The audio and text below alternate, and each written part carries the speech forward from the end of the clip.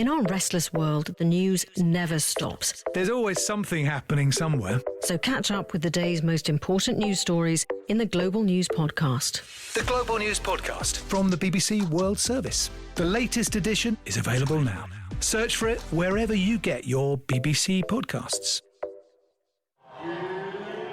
Welcome to The Documentary from the BBC World Service. This is the roar of the crowd at the first ever Women's Premier League, the cricket tournament that gripped India in early 2023. It was a really big, great experience. I really enjoyed it a lot. I'm a big fan of Mumbai Indians. Their women empowerment. The WPL is notable for more than just the elite skills on display. It's also the second most valuable cricketing league in the world, behind only the Men's Indian Premier League, or IPL, for sponsorship and revenue. In other words, elite female athletes are finally being paid big money in this sport. Here's one of India's all-time greats, the highest run scorer in women's international cricket, Mithali Raj. Financially and emotionally, everything. Today I don't have to depend on a man for anything. I can really stand up on my own. Many of India's best female cricketers are single, unmarried and earning for themselves. But being single in India, especially as a woman, carries a lot of stigma. Being single in India is seen as shameful. Being single in India is seen as a failure. Being single in India is a struggle. I'm Emma John, a writer and cricket journalist, and I've been fascinated by the WPL as it showcases the best of women's cricket from around the world. I'm also a single woman, so I was intrigued and honestly delighted when I found out that two of the greatest Indian players of all time, Mithali Raj and bowler Jhulan Goswami, were both single women when they retired, as they approached their 40th birthdays. I wanted to find out how these extraordinary women thrived in a culture that still prioritises marriage as the primary goal for women. Here's Jhulan speaking in 2022. Any girls, they can come and participate, and if they are talented, they can participate. There's no doubt about that. But thing is the culture. We have different culture. We have a lot of barriers. It should not be only study and go get married. You need to create your own identity. And now, women cricketers have a higher and more dazzling profile than ever before. Can cricket and the WPL offer new opportunities and visions for the women and girls of India? How is it reflective of a changing society? Or might it be one rule for cricket, another for everyone else? This is Cricket and the Maidens from the BBC World Service.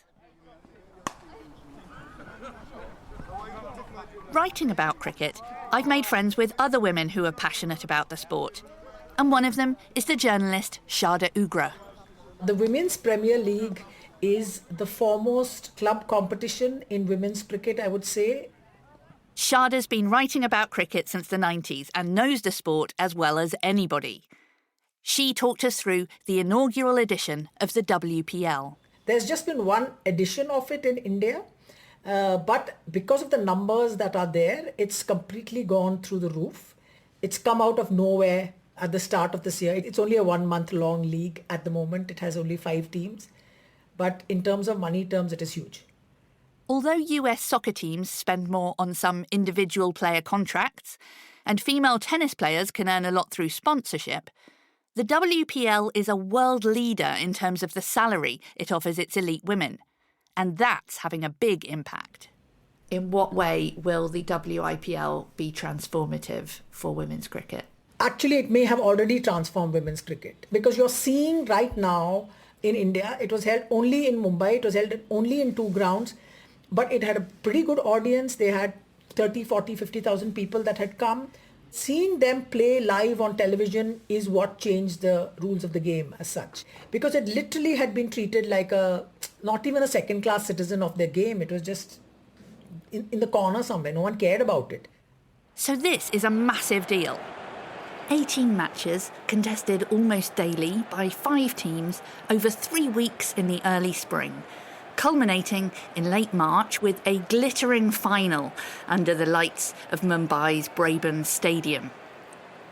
The WPL is a T20 tournament, which means each team has one innings of 20 overs in which to bat, and the entire match is over within 3 hours.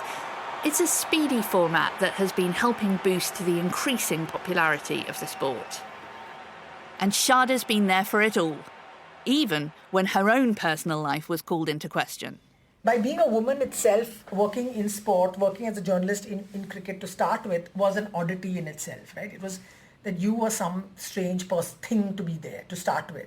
And then, of course, because you were strange, the other thing that followed is that you did not then have a male sort of half to make you half respectable, right? So you just stay deviant. Deviant. That sounds like a strong word, but in Indian society, there's still a lot of societal disapproval about singleness. And this isn't just not having a partner single, it's being unmarried that's seen as a problem. Marriage was always seen as the holy grail of family life, right? Everything is about coupledom. This is Srimoyi Pugh Kundu, an author and founder of Status Single, a women's network that has thousands of members and has established groups in many cities in India. Today women are even flying fighter jets in India. Women are joining the Navy. Women are joining the army. There are women scientists. There are women who are leading corporations. It's a very small number because of the high levels of attrition. According to the, ILO, we rate quite low in terms of the number of women who are at the leadership levels or at the CEO, managing director levels. Very few women on top. But having said that, there are women who are, storming into male bastions. This storming into fields that used to be seen as male-dominated does seem to reflect a broader change in Indian society, or at least in some circles or classes. In fact, India has the highest rate of women pilots in the world, with more than twice the numbers in commercial airlines than the US, for example. But marriage is the key in India. So for single people in India especially, which is a very patriarchal country where marriage and motherhood are considered to be the greatest validation of women, it's tough being single. From housing discrimination to problems in getting a lawyer to long drawn out child custody cases to, discrimination at work. If you're not married, you can face real hardship and discrimination. For example, single people find it difficult to rent or buy an apartment, and banks are more likely to refuse loans for single women. Only last year did the Indian Supreme Court rule that single and unmarried women have the same right to medically safe abortions as married women.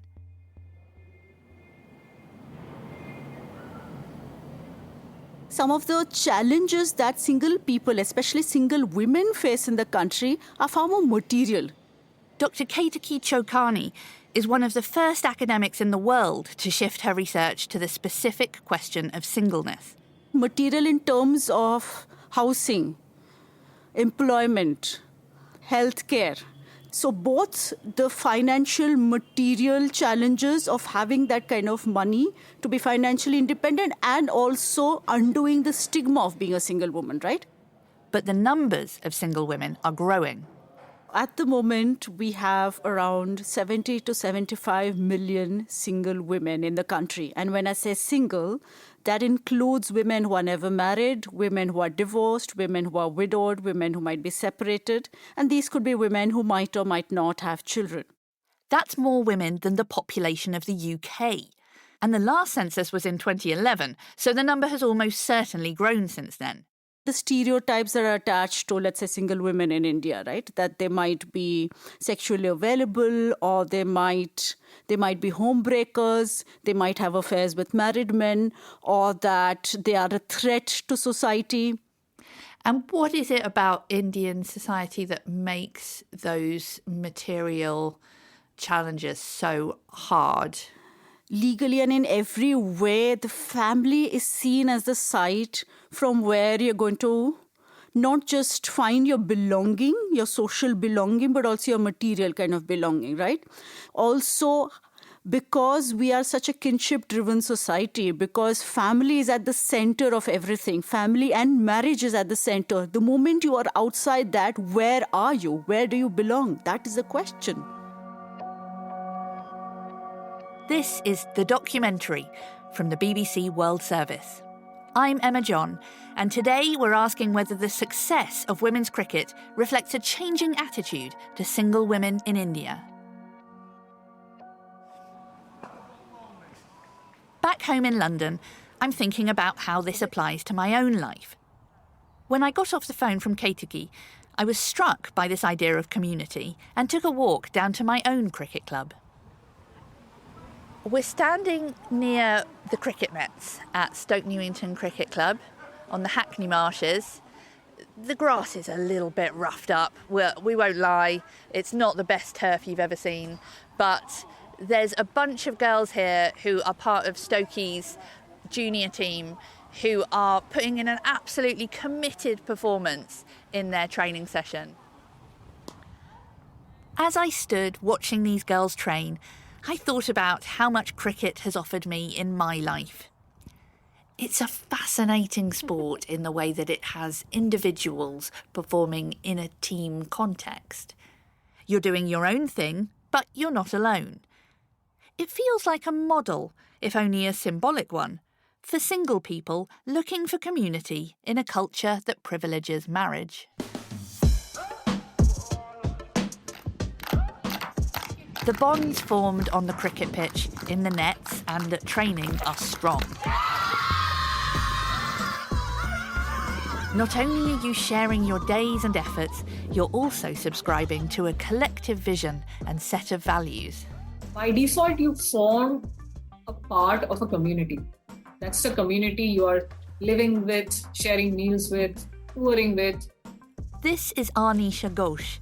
She's part of the next generation of cricket journalists in India, and she's single too. And that sense of acceptance that comes with people pursuing the same passion as you, that is cricket. But before she was in the press box, she fulfilled her childhood dream by taking her own turn at the crease. I could feel there's a sense of empowerment that comes with playing, which I've always felt as a kid.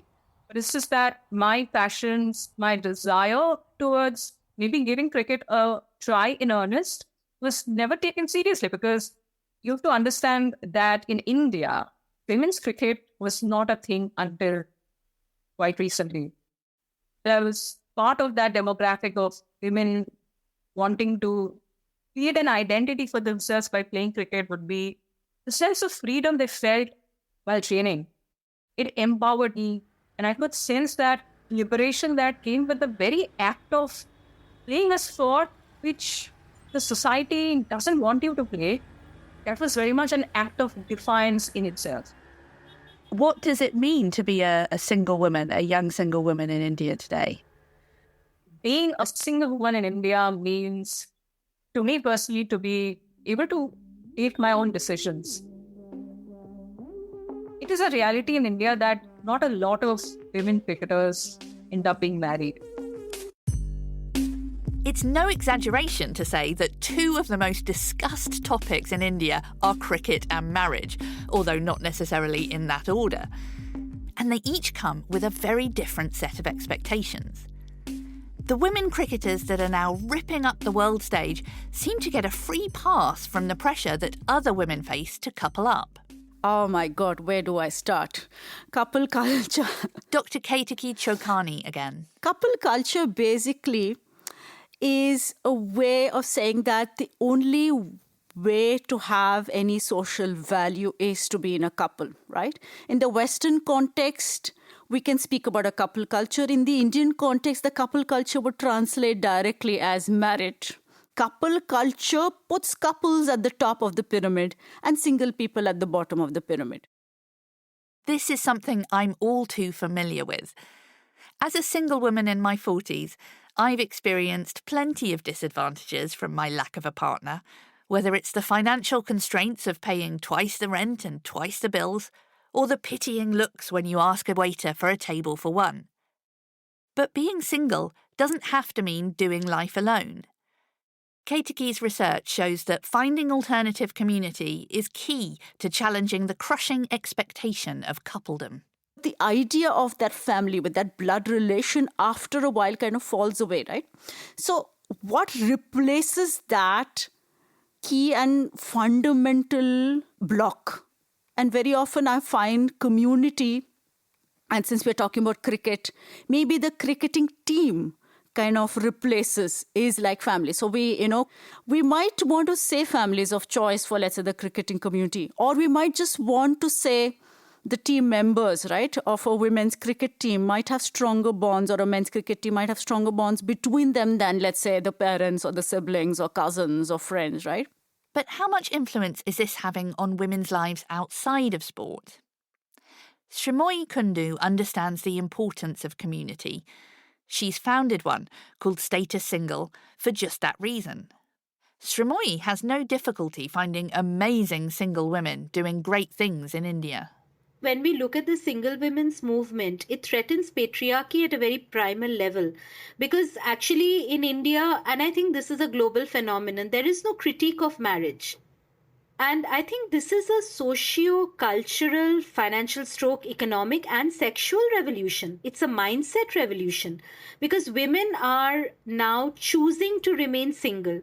Women are choosing to break out of abusive, dysfunctional, sexually unfulfilled or, marriages where there's narcissistic abuse, where there's emotional abuse. Even with children, earlier the excuse used to be, for the children we are keeping the marriage together. But now women would rather walk out of a broken marriage, and the concept of a broken home is also changing.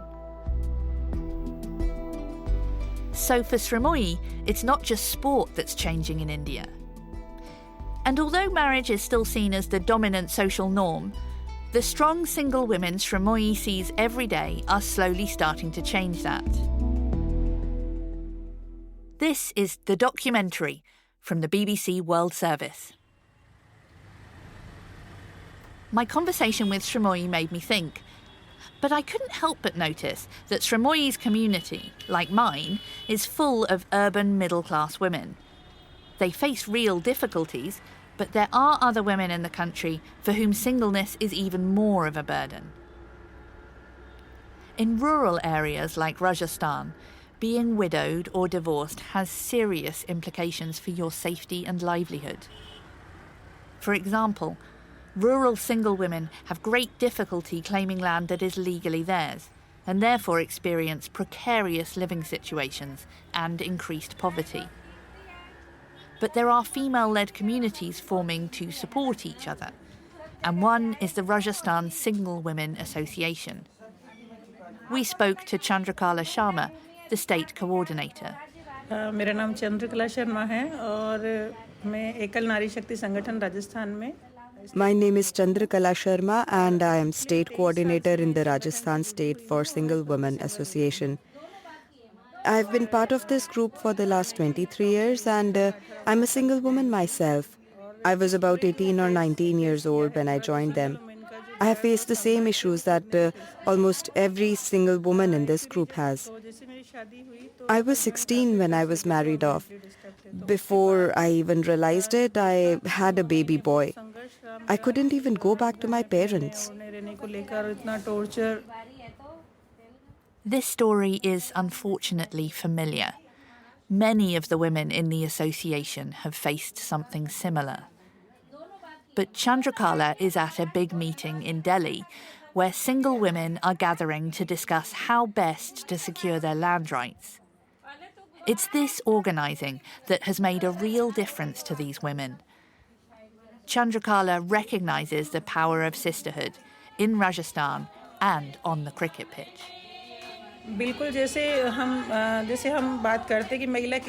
You see, women are not lagging behind in any field now. The female cricketers should get all facilities and everything else that they deserve. They have their own identity. We shouldn't look at them just as females. They should get equal resources as men do. We should appreciate them. And especially for women in sports, the government should be spending more because they struggle so much to stay and come forward in this field. Even doing a job is difficult for them, let alone trying to make a mark in sports. तो फिर उस sector में सरकार को विशेष कोई नीति बनाना चाहिए महिला खेल नीति मेरे हिसाब से तो. By organising and coming together, single women can make an impact and represent themselves at all levels. I think that when I think about achievements, I think is that they have made each other not feel alone. Ginny Shrivastava moved to India from Canada in 1970. She's been involved in the single women's movement in the country since it began in the early 90s. They have helped each other. They have helped me also, because I'm now 80 years of age and my husband died 20 years ago in a train accident. So I became a widow 20 years ago when the work was already started. And they just absorbed me also and have given so much support that, you know, I have to say that if what I experience is what they also experience, then that's the most important thing that we've been able to do.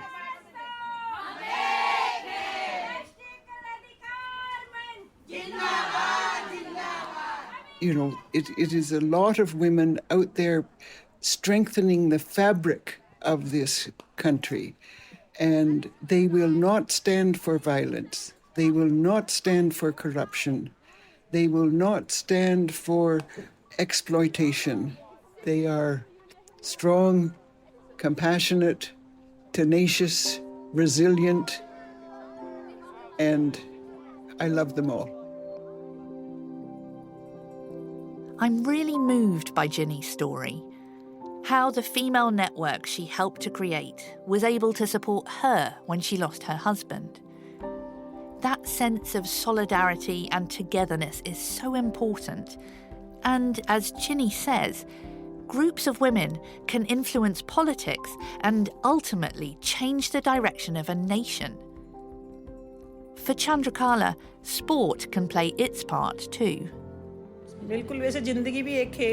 Life is also a game, in fact. For women, life is like a playground they have to navigate through. If they are encouraged to play sports at an early age, they will get the spirit to win. And when they succeed, society's outlook will change as well.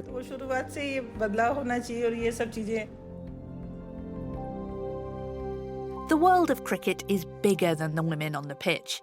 That's something I know from my years reporting on the sport. Journalist Shada Ugra has been paying attention to how the Women's Premier League, now the second most valuable cricket league in the world, is changing the wider cricketing community. From 2017 onwards, women cricketers find themselves, particularly at the top level, they find themselves in a very, very different space in terms of what they are seen as public figures, what they are seen as celebrities, superstars, all the rest of it. So we are talking about a cream of the players that are there. Why do you think there are so many single women in cricket? Good question. Maybe they're just too strong, and maybe they're just too tough and ruthless, and they know what they want, you know. And this cannot be handled in Indian society because a daughter-in-law is a very important sort of a figure in an Indian social setup. What she should do, what her role should be. Someone who runs a cricket team, or someone who's coaching a cricket team, or someone who's had their own career, lived their own life, they're not going to be servile to anybody. It could just be the phenomenon of independent and strong and confident women who by themselves don't fit into these boxes that society wants to keep pushing us into it. Well, so you keep the box, I'm going and doing my own thing. Cricket doesn't just provide salaries and financial independence that allow Indian women to make their own choices about who they marry or how they'll live their lives. It also offers a status, and an opportunity to inhabit different, more powerful roles than those usually afforded to young women in India. If you've been playing cricket at a professional level, you're not going to be bossed around by any mother-in-law. From decades of following sport, I know that one of the reasons sport is so beloved is its ability to reflect and magnify deep human instincts. The ones that urge us to compete, to strive, to do better, and the ones that find belonging and purpose in a common pursuit. In its own way, women's cricket is offering not just community, but hope and a different kind of future for single women in India and beyond. Because there are such iconic single women in this country, like whether they are journalists, doctors, writers, community founders, scientists, sports people, artists, film stars, activists, they are single women. I mean, world over, the single women's movement is gaining momentum. In that sense, women cricketers escaping that kind of speculation of their private lives in public. Nobody really bothered whether Mithali Raj had a boyfriend or whether Jhulan Goswami had or has a boyfriend. And I think through cricket, what women have the capacity to find is their own self and their own sort of space in the world. And I can say that for myself, and I can say that for a whole lot of other people, is that sport has given you that identity of itself.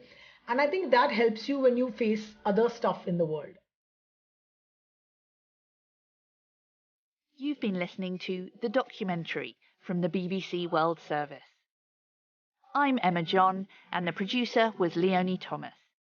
It was an Overcoat Media production for the BBC World Service.